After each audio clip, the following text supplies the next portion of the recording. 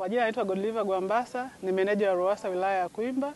Kuanzia 2020 hadi 2025 tumekuwa na miradi ya maji 28 miradi ya maji ya bomba. Sasa tunatekeleza miradi ya maji ya bomba na pia tunachimba visima.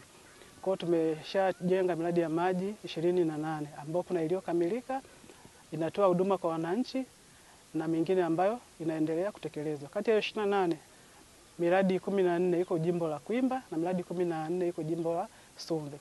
Katika kipindi hicho cha mwaka 2020 mpaka 2025 tumeshapokea pesa ambazo ni shilingi bilioni 20.1 kwa ajili ya utekelezaji wa miradi ambayo yote katika hatua mbalimbali.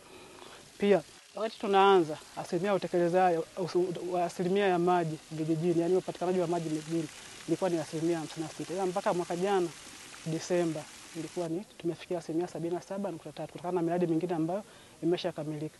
Lengo ni kufikisha asilimia 85 ambayo iko kwenye ilani ya uchaguzi. Na kuna miradi ambayo inaendelea, kwa hiyo tunaweza tukakamilisha na tukazidi hiyo lengo la asilimia 85.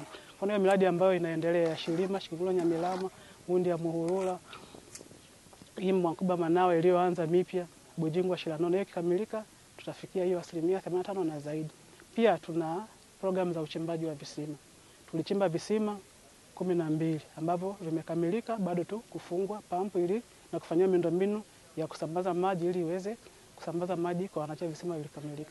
Pia kuna programu ya visima 900 ambayo ni zawadi kwa Mheshimiwa Rais wetu mama mpendwa Samia Suluhu Hassan awamu ya 6, ambayo programu ilianza maalum mwaka 24-25 kwa Kwimba, kwa sababu tuna majimbo mawili, kwa tulipata visima 10 na tumeshachimba visima vijiji, jimbo la Sumve visima 5 na jimbo la Kwimba visima 5. Kisima kinachimbwa pale pia inawekewa miundombinu, kuna tenki na sehemu ya kuchotea maji. Kwa hatua ya sasa kwa Kwimba tumeshamaliza kuchimba visima vyote hivyo kwa jimbo la Kwimba na Sumve. Huko kuna vijiji vya Mwaswengwele, Busule, Nyambui tumeshachimba. Hiyo ni baadhi ya vijiji. Na huko kwa jimbo la Kwimba, Manai, Ilula, Mwankule tumeshachimba na tumeshaanza kujenga ile miundombinu ya maji. Rais Mheshimiwa Dr. Samia Suluhu Hassan ambaye ndo rais wetu wa awamu ya 6 ana mchango mkubwa sana katika sekta ya maji. Kwa sababu mimi nimekuwa kipindi cha sekta ya maji kidogo kitambo nyuma.